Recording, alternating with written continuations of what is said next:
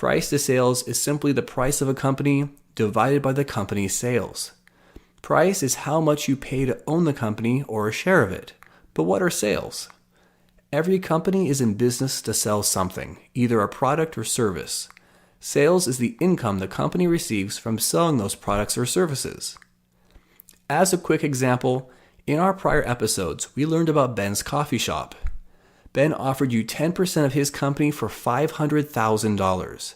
The price of his company is $5 million because 500,000 multiplied by 10 is 5 million.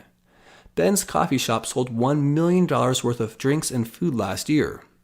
You might remember from prior videos that we said Ben's coffee shop had $250,000 in earnings. Earnings are not the same as sales. Sales includes all the money Ben brought in through his shop. Earnings subtract the expenses of a company from the sales or revenue brought in. We should therefore always expect the sales number to be much larger than the earnings. Because of his expenses, Ben's coffee shop's earnings are only 1/4 of his sales. To calculate price to sales, we divide the price, $5 million, by the sales, $1 million. This gives us a price to sales ratio of 5. Many calculate this per share rather than by the total price of the company. Let's test this out with Ford Motor Company. We are looking at Ford Motor Company on Yahoo Finance. If you want to find this page yourself, just type Ford into Yahoo Finance's search engine and then select the Statistics tab. This page tells you what price to sales is, so you don't have to calculate it yourself. We can see that the current price to sales ratio is 0.13. We can also look back at the price to sales for the prior quarters. These prior quarters are quite low, but the current price to sales is the lowest of all, suggesting undervaluation. How do we calculate that number for ourselves? First, we find the price.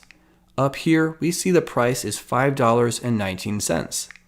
Then we divide that by sales, referred to here as revenue. Ford's annual total sales was $155.9 billion. Ford has over 4 billion shares, so the sales per share were $39.25. $5.19 divided by $39.25 equals 0.13. Let's take a look at Ford sales and price to sales over time using macrotrends.net. We can see here that the price to sales ratio is the lowest it has been since September of 2009, where it was also 0.13. Prior to that, in 2008, it was as low as 0.03. I always like to compare companies to their competitors. When we compare Ford with General Motors, Honda, and Toyota, we see it is currently the lowest, which is the most favorable in terms of price to sales. It is important to note that this does not make Ford the best of these companies. It only shows that it has the best price to sales ratio. We can also look at the industry average using tools and websites like Fidelity.com.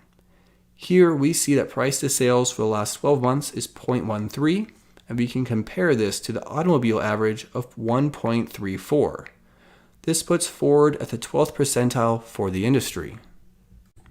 Which do you find more helpful when evaluating a company? Price to earnings or price to sales?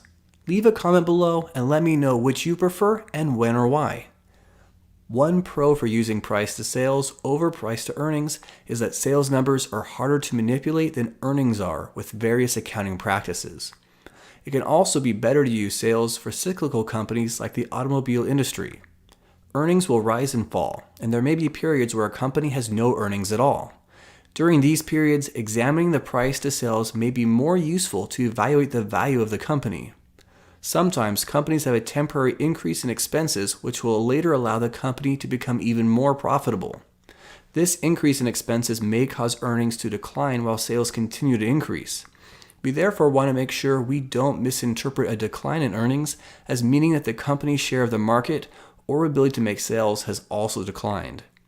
Another reason to consider sales is that some companies' earnings may be going up because even though the company is declining overall, they have been able to temporarily cut expenses faster than their fall in sales. Thus, if we only look at earnings, it might look like the company is improving, although it is actually declining. A risk for looking only at sales is you may be investing in a company that is not profitable. The company may be increasing sales quarter over quarter, but blowing through all that money and then taking on debt to continue to operate. If we don't look at the earnings to realize they are actually negative, the company may look like it is doing much better than it truly is. This means that we never want to look at any metric in isolation. We also want to consider things like price to earnings, price to free cash flow, or price to book.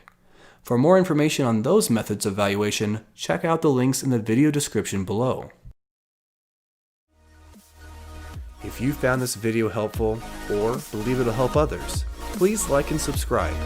This will help the YouTube algorithm get this video out to more people who are interested. If you have questions or information you would like to share, please write a comment below and share it with the community. As always, good luck with your investing.